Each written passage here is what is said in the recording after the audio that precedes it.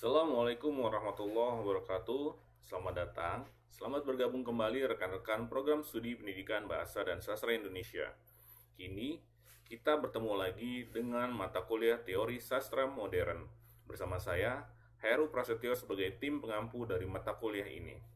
Kawan-kawan, di pertemuan ketiga kali ini kita akan membahas terkait dengan ancangan teori sastra dari M.H. Abrams. Tempo lalu sudah ada sedikit teaser atau sedikit cuplikan terkait apa saja sih yang akan dibahas kali ini. Nah, makanya untuk pertemuan ini, mari kita masuk bersama-sama ke dalam pembahasan materi.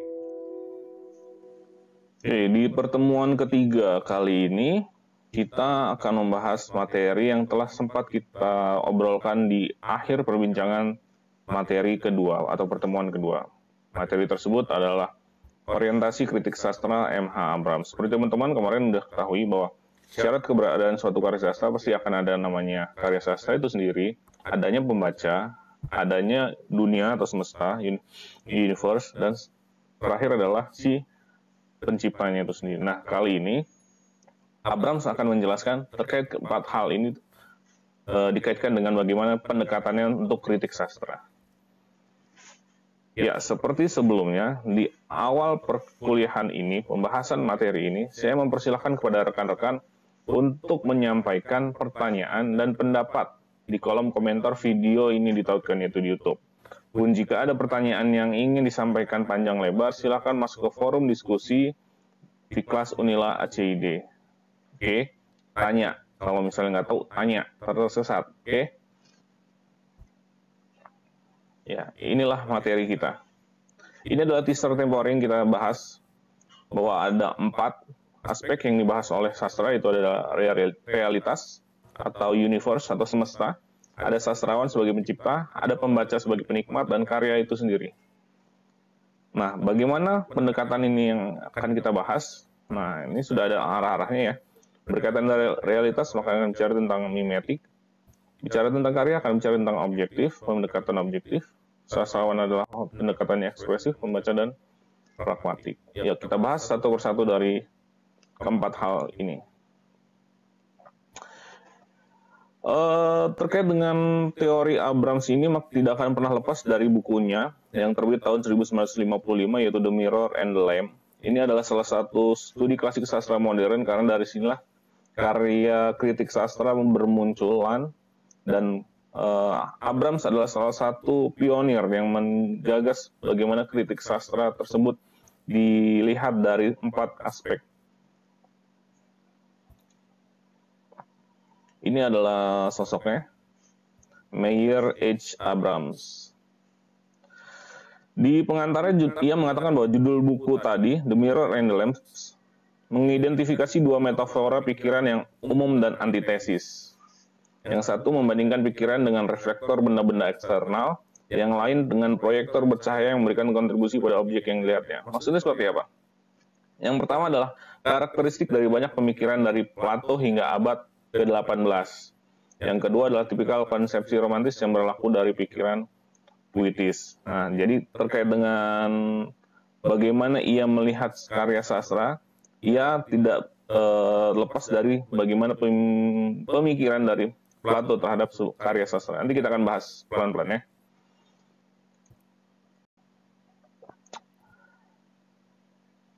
Nah, berkaca dari 4 teori tadi, 4 aspek tadi, ini adalah gambarannya. Tadi sudah ditampilkan juga di awal.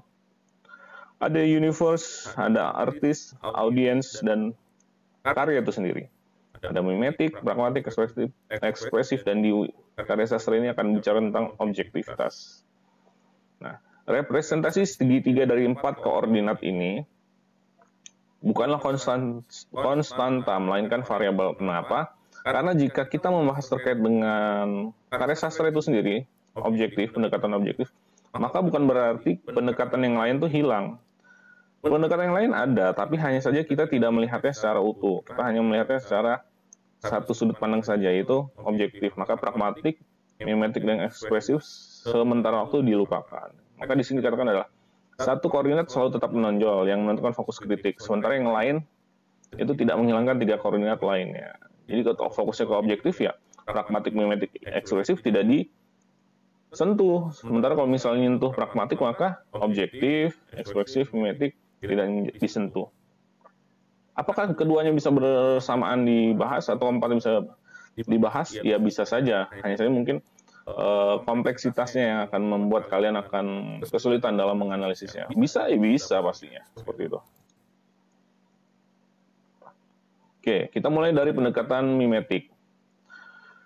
Pendekatan mimetik itu berkata bahwa ia akan memandang karya sastra sebagai sebuah refleksi dari sebuah kehidupan. Nah, makanya di sini saya mencontohkan ada 3 novel ya, dari 3 zaman. Ada Presiden Prawira Negara karya Akmal, Siti Nurbaya karya Marah Rusli, ada Pramudia Anantatur dari triloginya Pulau Buru. Nah, ini karya sastra kan selalu bicara tentang ini, kehidupan. Baik itu sosial, politik, ekonomi, sosial, budaya, pertahanan, kawanan, dan lain-lain. Karena dia adalah tiruan dari kehidupan. Pendekatan mimetik. Ini pertama kali lahir dalam dunia kritik sastra. Jadi sebelum ada pragmatik, ekspresif, dan lain-lain, maka mimetik dulu yang muncul. Diawali oleh kritik yang dilontarkan oleh Plato dan Aristoteles terhadap karya sastra. Tadi yang dibicarakan Abram sejak awal ya. Ini Plato, mukanya nggak ada ya, karena nggak tahu mukanya seperti apa. Ini patungnya yang di sana, di luar negeri. Plato menyatakan bahwa karya seni dan sastra hanya tiruan dari kenyataan. Jadi nilainya lebih rendah daripada kenyataan. Sumber lebih tinggi daripada tiruan. Jadi dia mengatakan bahwa namanya karya seni, baik itu seni sastra atau seni rupa dan lainnya, itu hanya sebuah tiruan. Jadi hanya sebuah imitasi, hanya sebuah representasi dari sebuah kehidupan. Dia tidak mungkin nyata.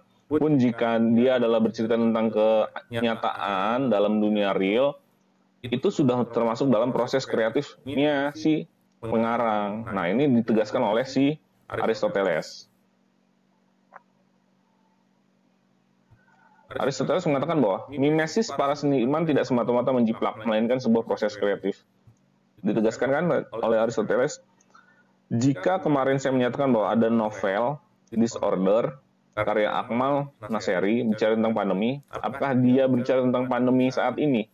Jawabannya bisa saja iya, bisa saja tidak. Bisa saja iya karena ia merupakan inspirasi, bisa saja tidak karena ia merupakan pengembangan dari apa yang sedang mungkin Akmal alami saat pandemi COVID ini berlangsung. Seperti itu. Jadi, walaupun agak mirip dengan kejadian di realnya, bisa saja itu tidak akan pernah sama dan tidak akan bisa disamakan karena akan selalu ada bumbu-bumbu yang dibuat oleh si pengarang dalam membangun dunianya kembali atau dunia sastra yang ia susun. Seperti itu, teman-teman. Mimetik atau tiruan tujuannya adalah memandang karya sastra sebagai refleksi kehidupan, dalam pengertian kebenaran, representasi realitas dunia dan kehidupan, serta karakter manusia. Karya sastra dipandang sebagai tiruan, refleksi, representasi dunia dan kehidupan manusia. Kriteria utama yang diterapkan pada sebuah karya adalah kebenaran dan kecukupan, representasi terhadap materi yang diwakilinya, harus diwakili. Mengasumsikan atau menegaskan bahwa karya sastra mencerminkan representasi istilah paralel, pemalsuan, pura-pura, salinan, gambaran. Jadi gini teman-teman, kalau tadi dibilang kalau misalnya dia tiruan realitas, maka bicara tentang semua unsur kehidupan yang ada dalam kehidupan nyata kita. Baik itu politik, ekonomi, sosial, budaya, dan lainnya. Maka ketika teman-teman membicarakan sebuah karya sastra dan membaca dengan penuh waktu, seolah-olah teman-teman merasakan masuk ke dalam dunia tersebut. Mengapa? Karena seolah-olah teman berada dan menjadi sosok si karakter. Kedekatan emosi, dunia hayal atau dunia fiksi atau dunia rekaan yang merupakan imitasi atau tiruan atau salinan dari dunia nyata itu menjadi dekat oleh pembaca, maka kita seolah-olah merasakan, seolah-olah kita masuk dalam cerita itu sendiri. Karena memang dibuatnya senyata mungkin, dibuatnya seril mungkin, tapi tetap saja itu sebatas tiruan. Bahwa ada peristiwa yang mungkin terjadi adalah mungkin saja peristiwa nyata, tapi itu hanya sebatas inspirasi dan akhirnya dibuat kembali menjadi tiruan. Contoh seperti ini deh. Novel Presiden Prawira Negara. kejadian-kejadian atau peristiwa-peristiwa yang terjadi, misalkan agresi militer Belanda 2 di Yogyakarta, itu memang terjadi. Tapi bahwa ada cerita namanya Kamil Koto di situ ada di Jogja, itu tiruannya si Akmal gitu loh. Nggak mungkin ada tokoh itu. Ya mungkin ada banyak orang ketika agresi militer terjadi di Yogyakarta, tapi apakah benar Kamil merasakan atau menjadi saksi agresi itu? Nggak ada yang tahu. Karena itu hanya sebatas rekaannya si Akmal Naseri. Dia menciptakan kembali kejadian agresi itu, dia menuturkan kembali berdasarkan fakta-fakta sejarah, ditulis ulang, ditambahin fiksi, bumbu-bumbu agar sedap, dan jadilah karya Presiden Prawira Negara. Ceritanya berdasarkan fakta. Iya sebagian, selebihnya tidak. Itulah mimetik, tiruan. Jadi jangan gampang antara tiruan dan nyata.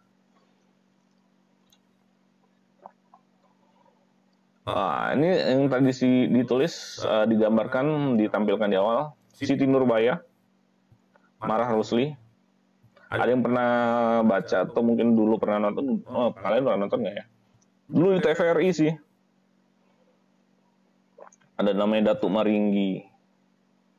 Jadi kalau misalnya bicara tentang Marah Rusli atau karyanya yang merupakan karya fenomenal sih sebenarnya ini, cerita tentang Kasih Tak Sampai.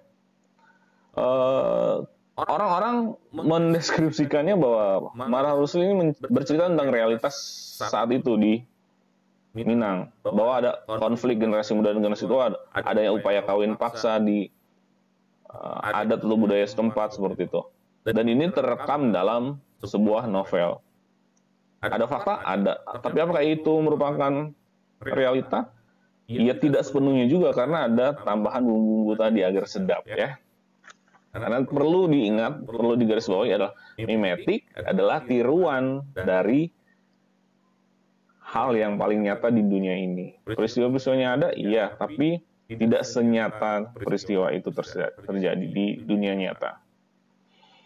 Lalu bagaimana peran kritikus dalam pendekatan ini? Peran kritikus seyogyanya harus menilai karya dengan kemampuannya agar secara akurat mewakili isi karya sastra. Jadi menelusuri fakta-fakta yang ada, sehingga nanti tergambarkan bahwa nantinya ia dapat menemukan benang merah bahwa cerita A merupakan kaitannya dengan kisah nyata yang serupa dengan cerita rekaan A, seperti itu. Lewat apa? Ya bisa saja kita bermain dengan struktur dari karya sastra itu. Menganalisisnya sih bisa seperti itu. Atau mungkin menggunakan sosiologi sastranya, bagaimana kisahan dalam karya itu. Ya, nanti bisa dilihat lebih dalam lagi nanti di pertemuan berikutnya, bagaimana pisau bedah lainnya akan mengungkap bagaimana kita mengupas makna atau pemaknaan atau jalinan cerita yang ada dalam sebuah karya sastra. Berikutnya adalah pendekatan pragmatik. Kalau pragmatik ini lepas dari namanya karyanya, lepas dari namanya si penciptanya ya. Ini berfokus pada karya sebagai sesuatu yang dirancang untuk menghasilkan respon emosional dan moral tertentu pada pembaca. Jadi fokusnya kepada si pembacanya aja. Pengarang menciptakan sebuah karya sastra, selesai di situ saja. Dia mungkin menyisipkan nilai moral A, B, C. Tapi itu adalah usaha dia. Lalu bagaimana di masyarakat ketika karya itu dilepas, dimaknai, diresepsi, diapresiasi, ya bergantung di masyarakat. Bisa saja nilainya tidak lagi menjadi A, B, C nilai moralnya. Bisa saja nilainya berubah menjadi D, E, dan F. Karena semua orang punya sudut pandang masing-masing. Semua orang punya kekhasannya sendiri. Makanya kemarin saya bilang di awal, ketika kita tidak bisa atau belum mampu menilai sesuatu, bukan berarti kitanya yang nggak bisa ya. Tapi mungkin karena ilmu kita nggak cukup. Makanya kemarin saya yang mengatakan bahwa saya tidak suka jazz. Jazz itu jelek. Bukan berarti jazz itu jelek sebenarnya. Tapi mungkin karena sayanya tidak punya ilmu untuk menikmati musik itu sendiri. Sehingga musik yang mungkin dibilang orang bagus itu tidak bisa saya nikmati. Karena saya tidak punya ilmunya dan saya tidak punya seni atau kemampuan untuk mengapresiasinya. Seperti itu. Itu pragmatik. Kita mulai satu-satu kita kupas. Pragmatik ini dapat ditelusuri kembali ke Art Poetica dan Art of Poetry dari Hermann Horace di abad pertama sebelum Masehi, dominan hingga abad ke-18, dan pada abad ke-20 mulai booming dengan karya kritikus Wayne Booth, dan diadopsi oleh beberapa strukturalis yang menganalisis teks sastra sebagai permainan kode sistematis yang menghasilkan interpretatif pembaca, serupa atau dihidupkan kembali dengan kritik retoris. Jadi intinya adalah ketika berbicara tentang pendekatan pragmatik ini, kritik seorang kritikus itu akan fokus kepada apa sih nantinya yang didapatkan oleh si pembaca ketika membaca sebuah karya sastra, itu yang akan ditelisik. Tujuannya berfokus pada karya sebagai sesuatu yang dirancang untuk menghasilkan respon emosional dan moral tertentu pada pembaca, seperti kesenangan estetika, instruksi, atau jenis emosi, dan bagaimana efek tersebut dihasilkan. Lalu menekankan strategi artistik yang digunakan penulis untuk melibatkan dan memengaruhi tanggapan pembaca terhadap hal-hal yang direpresentasikan dalam sebuah karya sastra. Itu terkait dengan pragmatik. Jadi fokusnya adalah efek, dampak, akibat dari membaca. Misalkan unsur kesedihan yang tampak gitu, tinggal dianalisis unsur-unsur ya dalam sebuah karya sastra tersebut, unsur-unsur kesedihan yang muncul seperti apa gitu. Kita analisis dari tuturannya kah, dari pemaparannya gitu. Mana yang bicara tentang kesedihan, mana yang membuat si pembaca sedih gitu.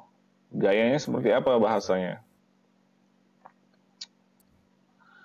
Ini ada namanya tetralogi Pramudia Anantatur yang paling terkenal.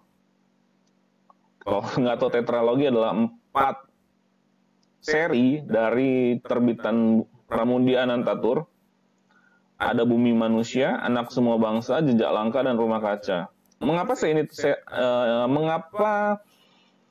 novel ini saya tampilkan? Menarik sih, kenapa? Tadi dibilang, pragmatik fokus kepada apa yang direspon oleh si pembaca. Dan apakah teman-teman pernah ingat bahwa saya nggak terlalu yakin sih teman-teman bakal paham atau mungkin tahu. Tetralogi ini pernah sempat hilang ketika zaman Orde Baru. Sempat lenyap, dalam tanda kutip dihilangkan ya, dari peredaran. Apa hal? Karena kala itu pemerintah menilai bahwa buku ini terlalu keras, buku ini tidak layak, bisa jadi seperti itu, dan ya sejenisnya ya. Mengapa? Karena penilaiannya adalah mungkin karena buku ini ditulis oleh Pramudia Anantatur ketika dalam pengasingan di Pulau Wuru, dan dia merekam apa yang terjadi kala itu, dan bisa saja apa yang dituliskan dalam buku ini mungkin walaupun mimetis ya sebenarnya, mimetis ya, karena tidak mungkin nyata beneran kan. Ada yang baca Bumi Manusia, Nyontosoroh, ya bisa saja itu memang realita, tapi kan ini ya mimetisnya si Pramudia gitu.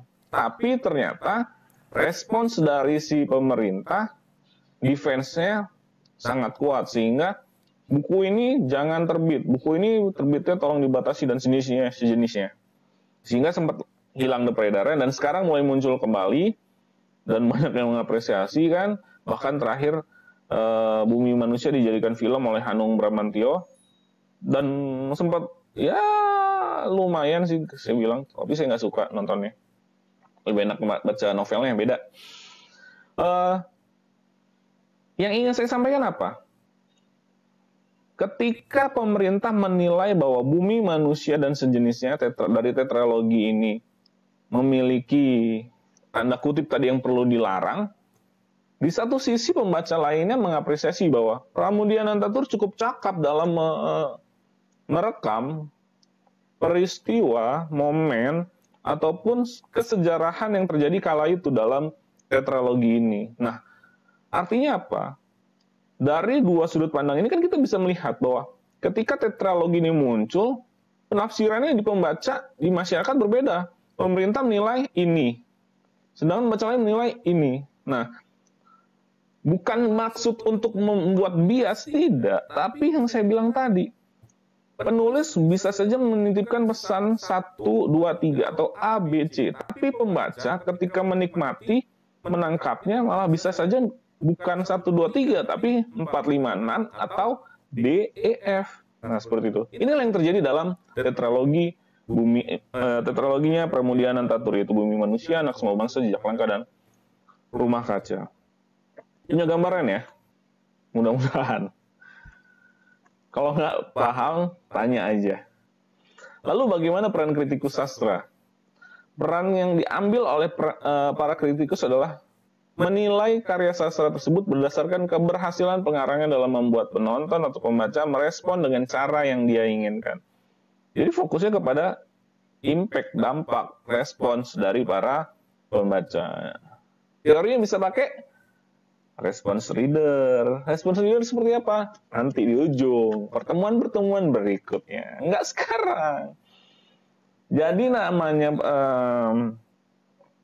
ini kan ancangan ya, ancangan titik pijak lah, awalan. Bagaimana kalian untuk mau menganalisis sebuah karya sastra. Maka dari 4 ini kalian bukan tidak ya, nantinya akan membutuhkan pisau bedah lainnya untuk menyelam gitu. Misalkan kalian mau pakai pragmatik, tapi pragmatik tidak mungkin berdiri sendiri, pasti akan bicara tentang response reader misalnya contohnya, seperti itu. Mimetis, dia mungkin berdiri sendiri, pasti akan butuh sosiologi sastra, strukturalisme, seperti itu. Jadi akan saling berkaitan dan banyak ilmu atau banyak pisau yang akan digunakan dalam membedahnya. Pelan-pelan ya. Pun kalau misalnya bingung, tanya atau tulis di kolom komentar. Nggak apa-apa ya. Berikutnya. Yang ketiga, ada pendekatan ekspresif.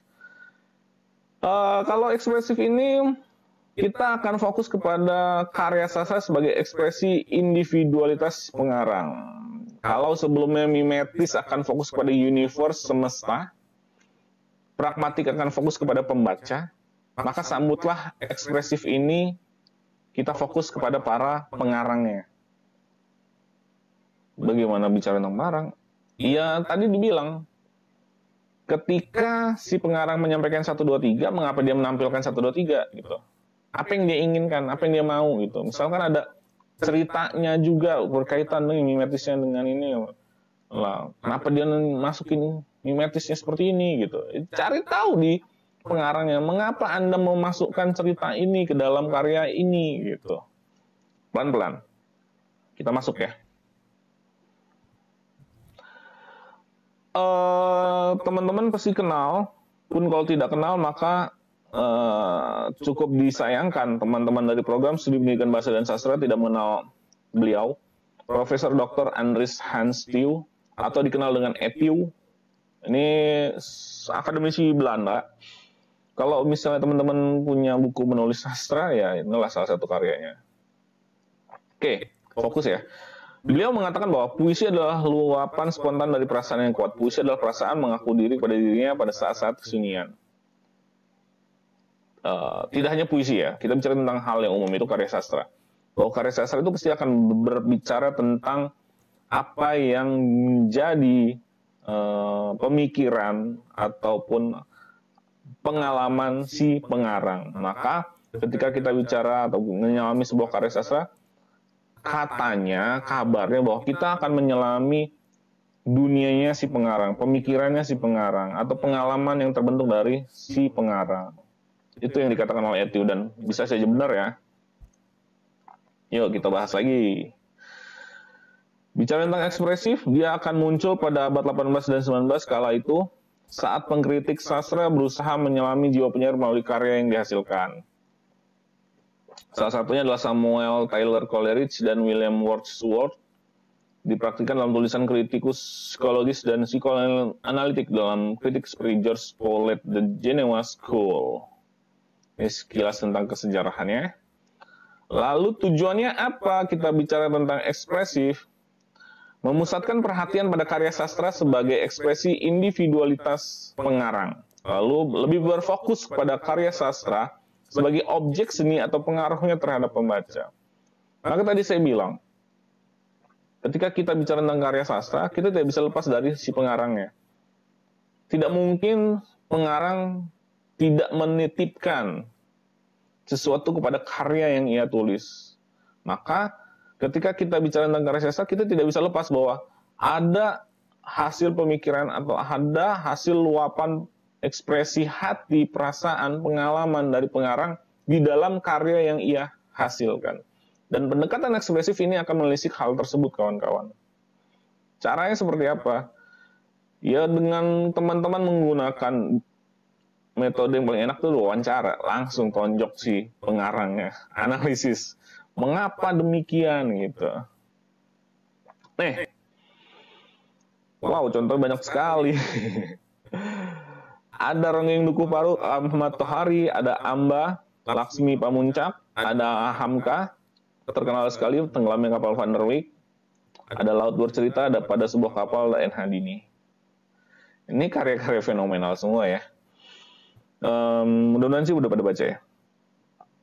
Lalu ketika kita bicara tentang pendekatan ekspresif, apa sih yang hendak disampaikan oleh pengarang terhadap karya-karya ini, melalui karya-karya ini? Amba, kalau berbicara umum ya, bicara sekilas, ada mimetis dengan dunia pewayangan. Ayo, kalau Hamka tenggelamnya kapal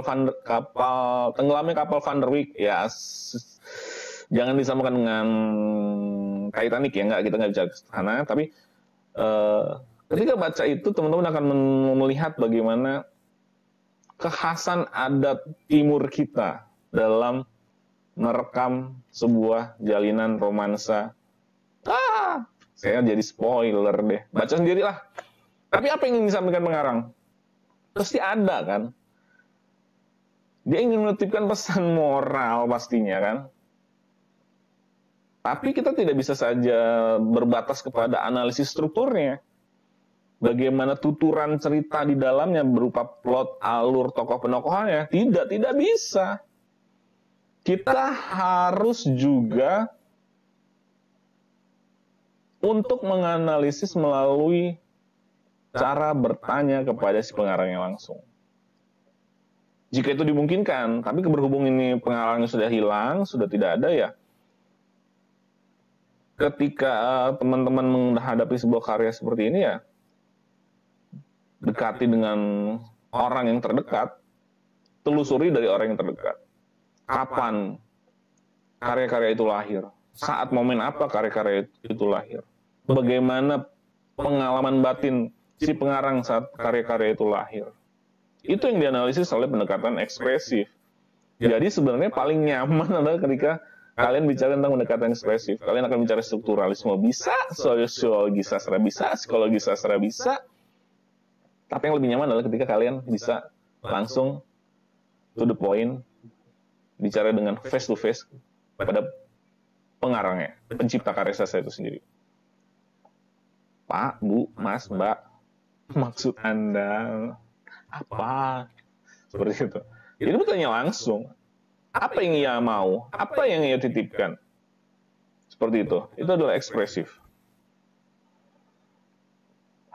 Lalu bagaimana peran kritikus dalam pendekatan ekspresif ini? Peran kritikus adalah menilai karya dengan ketulusan, keaslian, kecukupannya untuk visi, keadaan pikiran individu penyair. Lalu sering mencari dalam karya tertentu bukti temperamen dan pengalaman tertentu dari penulis yang secara sadar atau tidak sadar telah mengungkapkan dirinya di dalam suatu karya sastra. Ya, titipan-titipan itu ditelisik dalam analisis kalian. Caranya lewat struktur tadi ya, lewat struktur karya sastra analisisnya.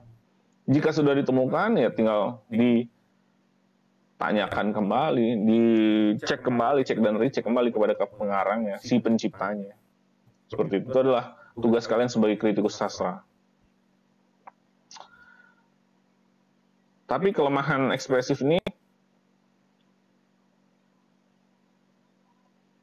secara tidak langsung kadang-kadang seorang kritikus ketika si pengarang berkata A, bercerita tentang A, maka kadang-kadang kita langsung judgement atau menilai bahwa ini adalah A yang dialami oleh pengarang. Padahal ya bukan langsung seperti itu ya, tidak.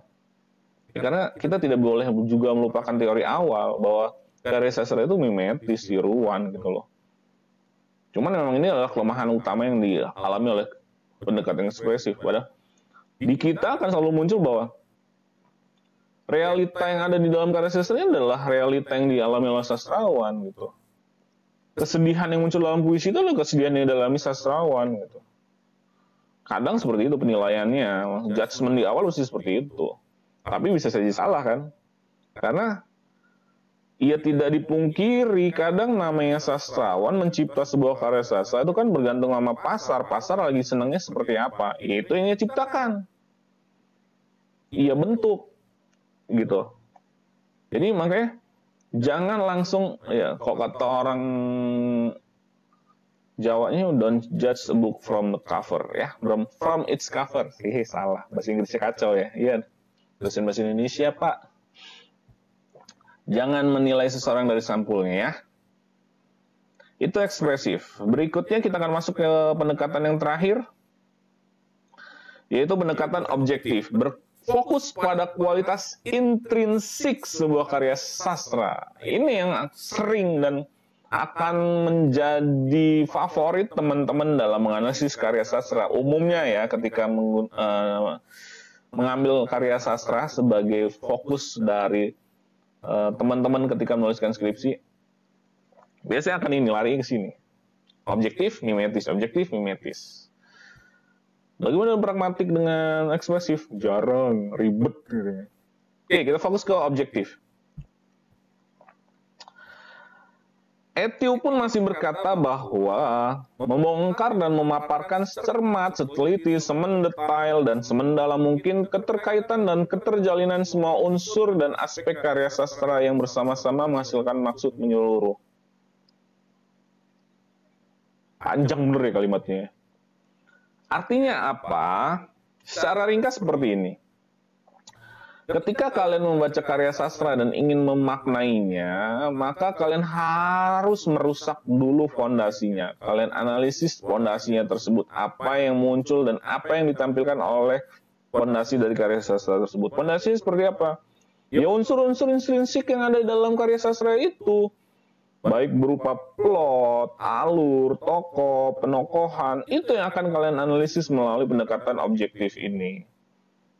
Dicari mana yang ingin kalian bahas, nah tampil di mana, muncul di mana yang ingin kalian bahas tersebut.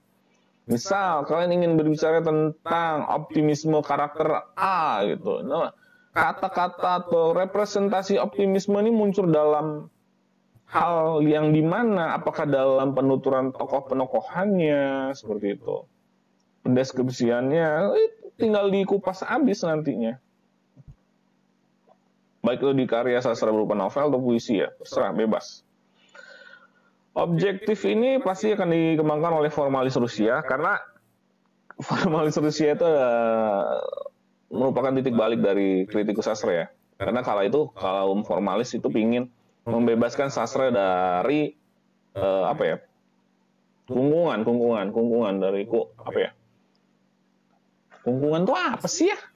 Membebaskan sastra dari jerat ataupun keterkaitan dari ilmu-ilmu yang lainnya. Maka sastra itu bisa bicara sendiri seperti itu. Nah, bicara sendiri seperti apa ya? Lewat karya-karya unsur intrinsiknya tadi. Tujuannya adalah fokus pada kualitas intrinsik karya sastra, bukan pada hubungan karya dengan penulis dan waktu di mana ia ditulis. Jadi nggak peduli namanya objektif ini bicara tentang ekspresif tadi, apa yang disampaikan si pengarang gitu, kapan ini karya ditulis, nggak peduli, karena fokusnya kepada karyanya itu sendiri gitu. Apa yang ditemukan dalam karya itu gitu. Bahwa yang ditemukan adalah kumpulan majas-majas yang indah dalam sebuah puisi tersebut. Ya, fokusnya kepada karya itu sendiri gitu, tidak lain dan tidak bukan. Lalu berikutnya, pengaruh karya sastra terhadap pembaca. Lalu produk sastra mandiri, objek otonom dunia dalam dirinya sendiri. Jadi fokus kepada karya sastranya. Karya sastra itu sendiri.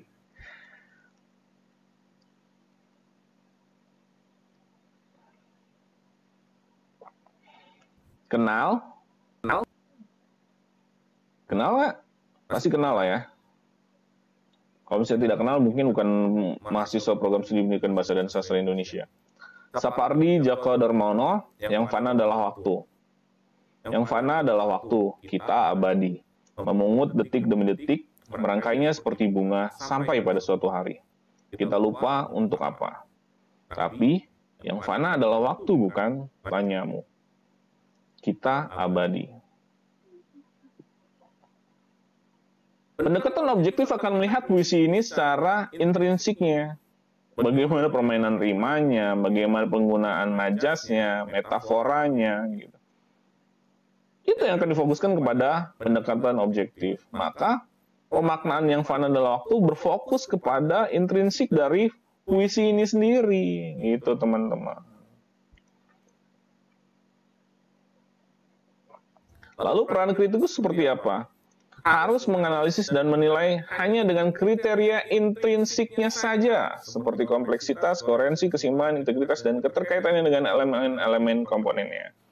Maka kita ketika bicara tentang rima, lalu kita bicara tentang majasnya, gaya bahasanya, ya fokusnya di situ saja, tidak perlu lari-lari. Bagaimana si Sapardi menciptakan puisi ini? Tidak perlu. Kapan puisi ini diciptakan? Nggak perlu. Fokus kepada tulisan yang kalian lihat ini. Yang fana adalah waktu sampai kita abadi. Kalian lihat apa yang menarik. Oh, permainan rimanya bisa saja tidak umum seperti itu. Ya monggo gitu. Fokus. Karena tidak ada benar dan salah dalam sebuah karya sastra. Ketika kalian menemukan analisis yang menarik dan menurut kalian tidak biasa, ya kemukakan. Itulah sastra. 1 tambah 1 bukan berarti 2. Bebas nilainya. Ini bukan eksak kok. Bukan ilmu pasti. Yang penting, ketika kalian menjelaskan bahwa 1 tambah 1 3, ya buktikan dengan penemuan kalian. Itu adalah objektivitas. Namun, ini adalah kelemahan dari objektif, tidak berdasar teori sastra yang lengkap dan tepat. Karya sastra tidak diteliti secara asing. Ada struktur yang objektif pada karya sastra makin disangsikan. Sementara itu peran pembaca selaku pemberi makna dalam interpretasi karya sastra makin ditonjolkan, menghilangkan konteks dan fungsi dan kehilangan relevansi. Ini adalah pendekatan objektif. Oke, terakhir. Sebagai simpulan. Orientasi kritik sastra M.H. Abrams menyatakan bahwa esai merupakan pengantar terbaik untuk studi kritik modern. Jadi ketika kalian menilai sebuah karya sastra, tuliskan dan kemukakan melalui esai. Abrams dengan jelas mengidentifikasi dirinya sebagai ahli teori kritis dan bukan sebagai filsuf, psikolog, atau ilmuwan.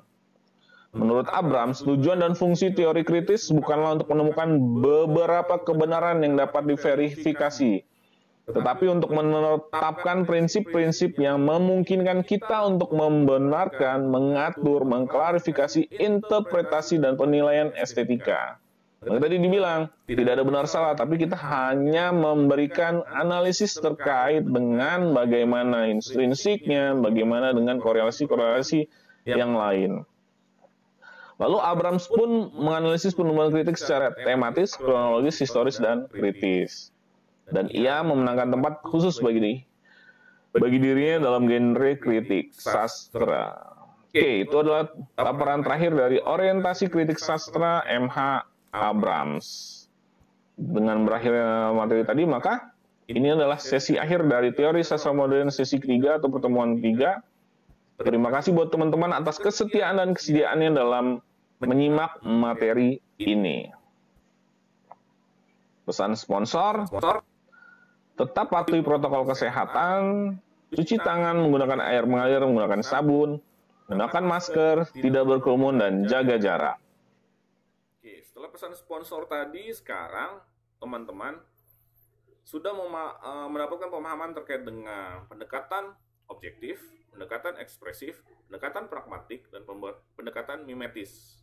Nah, keempat pendekatan ini tidak ada yang tidak baik, semuanya baik dan tidak ada yang buruk. Ya. Tapi saya ingin bertanya kepada teman-teman. Jika Anda sebagai mahasiswa program studi pendidikan bahasa dan sastra Indonesia sedang berada di jalur akhir jelang penulisan skripsi, Anda merupakan seorang mahasiswa yang memilih peminatan sastra, dari empat pendekatan tadi, mana yang akan Anda pilih sebagai opsi untuk menelaah hasil skripsi kalian? Misalkan ya, posisikan Anda sebagai mahasiswa tingkat akhir. Silakan tuliskan komentar pendapat Anda di forum diskusi.